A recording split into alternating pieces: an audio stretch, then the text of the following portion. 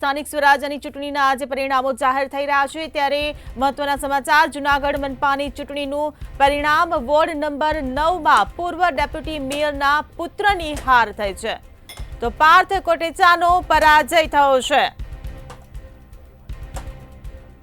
તો ward number 9 માં પૂર્વ ડેપ્યુટી મેયરના પુત્રની હાર થઈ છે।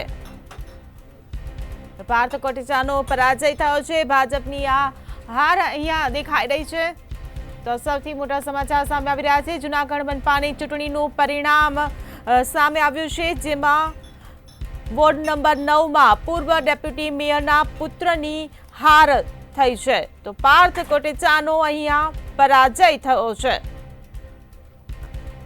તો વોર્ડ નંબર 9 માં પૂર્વ ડેપ્યુટી મેયરના પુત્રની હાર અહીં જોવા મળી છે। જો કે પાર્થ કોટેચા અને તેમના પિતાએ પણ જીતનો દાવો કર્યો હતો પરંતુ અહીંયા દાવો ખોટો પડી રહ્યો છે કારણ કે પાર્થ કોટેચાનો અહીંયા પરાજય થયો છે। જૂનાગઢ મનપાની ચૂંટણીનું જે પરિણામ સામે આવ્યું છે તેમાં વોર્ડ નંબર 9 માં પૂર્વ ડેપ્યુટી મેયરના પુત્રની હાર થઈ છે તો પાર્થ કોટેચાનો અહીંયા પરાજય થયો છે। ભાજપને આ મોટો ફટકો પડ્યો છે। જીતનો અહીંયા આ બેઠક પરથી દાવો કરવામાં આવી રહ્યો હતો પરંતુ વોર્ડ નંબર 9 માં ડેપ્યુટી મેયરના પુત્રનો અહીંયા પરાજય થયો છે।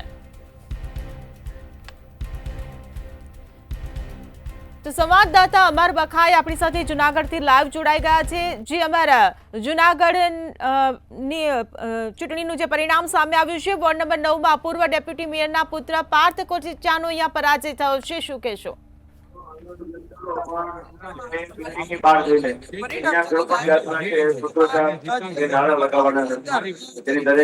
મેયર ગિરીશ કોટેચાના પુત્ર છે તે પાર્થ કોટેચા તેનો પરાજય થયો છે।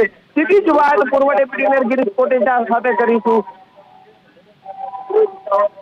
ગિરીશભાઈ, શું કહેશો? પરાજય થયો છે પાર્થભાઈનો, લાઈવ ચાલુ છે, શું કહેશો? પરાજય થયો છે પાર્થભાઈ? કઈ નહીં, ચૂંટણીમાં હારજી થાય રાખે, મારી 3 સીટ છે ચૂંટાણી, એની પણ સૌથી વધારે ખુશી છે। ભારતીય જનતા પાર્ટીની મોટી બનવાની આ સીટનો જીવન થાય રાખે।